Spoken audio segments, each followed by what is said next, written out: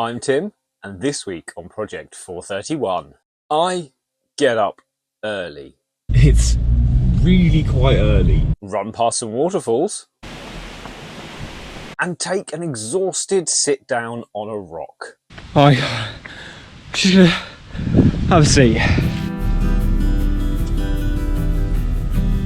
Good morning.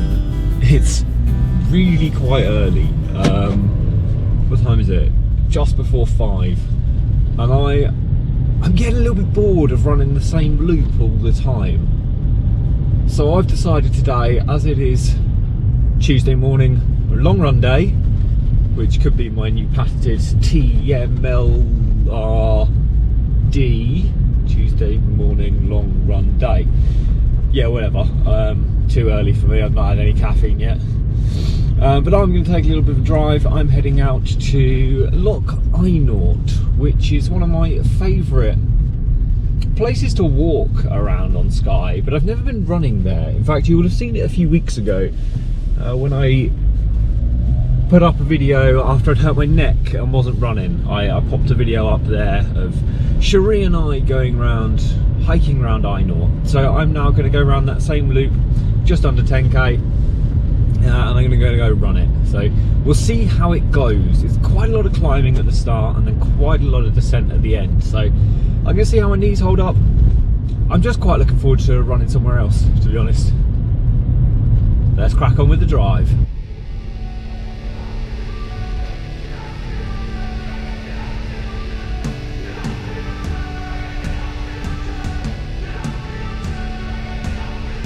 So while we drive, let's have a chat about what's next in Project 431.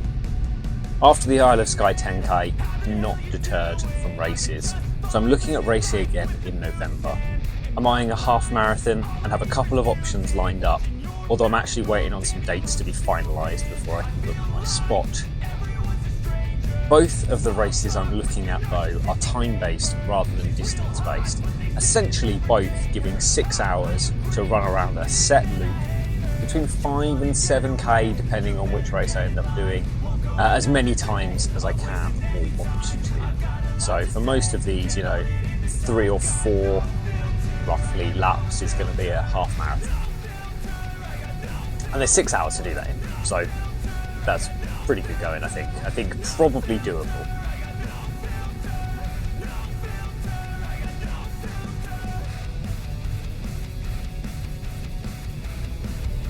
And no matter which of the races I do, the half marathon will be the primary goal. But they're both in November, so I'm going to keep training. I've got plenty of time, and I'm just going to keep going, keep increasing my distances, keep going further than that. And then if I can perform well and do better than a half marathon in either of the races, then, well, that's just the icing on the cake. As soon as I have a race booked in, I will let you know what it is, where it is, and when it is.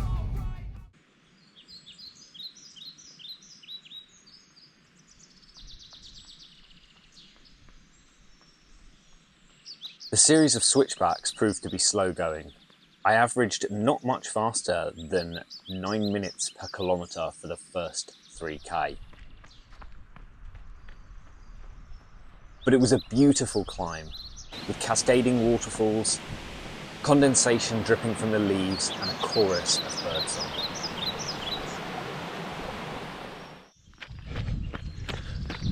After around 3k of climbing, I think I'm at the top now.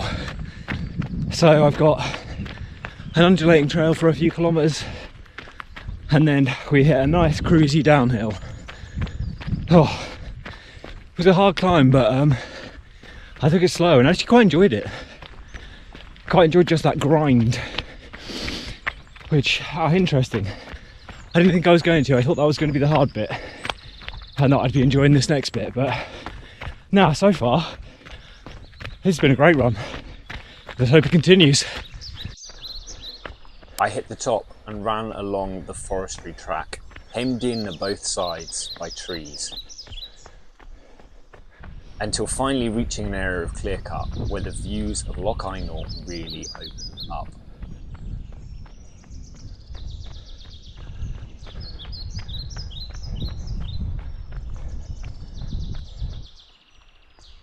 and it was a cruise downhill from there to the car.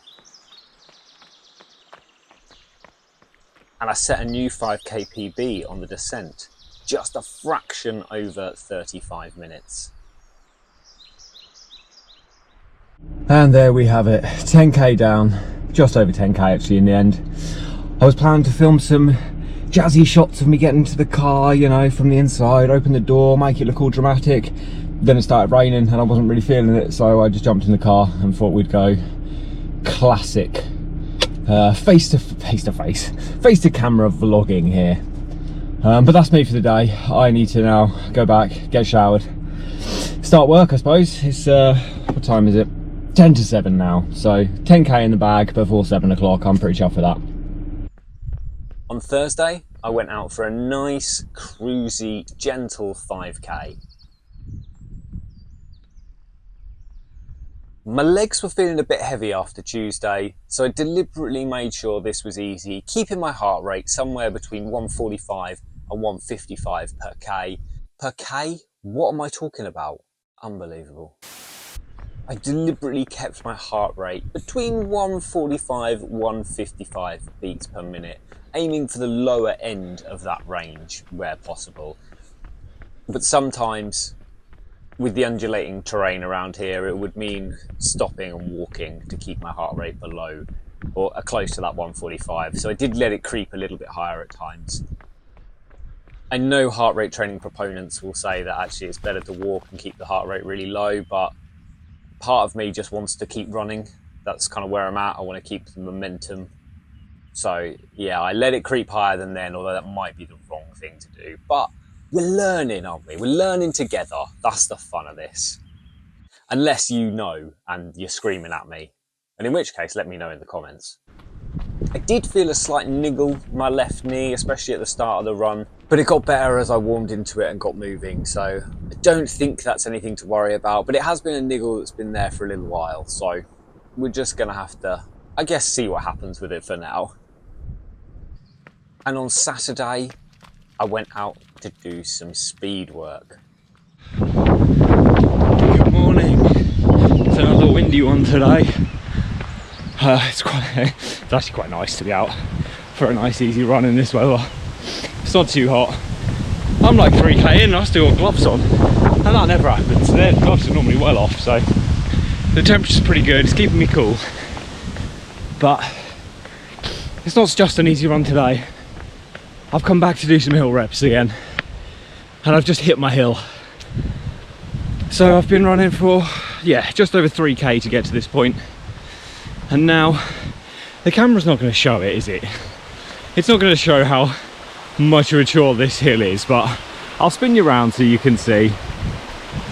But I reckon I'm climbing, oh, actually it's a good question, 20-30 metres there. Probably up to the top, up that way where the road curves round to. So that's what we're using today.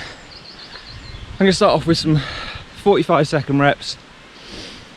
Bring it down to 30-second reps, a bit harder for the last few. So that's me.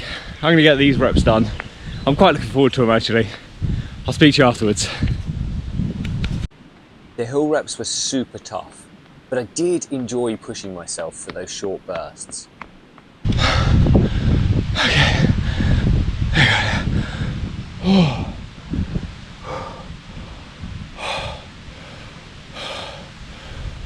Okay, I'm just gonna have a seat. Oh shit. Oh, okay. That's my hill reps done. 5 by 45 seconds and 5 by 30 seconds. That was a fun one.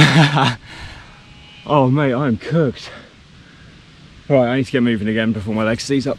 Oh, okay, I'm going to take a slow jog in now, finish me up for the day. By the time I finished the run, I was feeling super good, accomplished and satisfyingly worn out.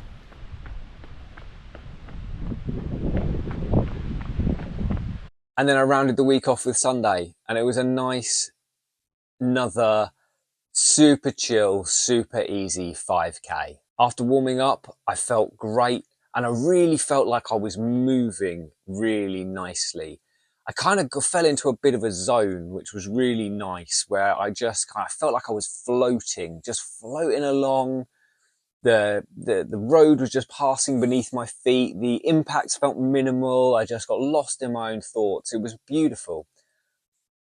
And it got me thinking, like, wouldn't it be amazing if I could just nail that feeling all the time? There's some times where I feel like that, and other times where I just feel jerky and horrible, and it takes ages to get anything moving. And I wish I knew what I needed to do to get that good feeling all the time. Probably if I could do that, I could just bottle it and sell it, couldn't I? And then I'd be a millionaire, probably. But that was my week. It rounded me out to just over 27 kilometers total, with around 3 hours and 40 minutes on feet. That's me anyway for this week. So thank you for watching. Speak to you next time.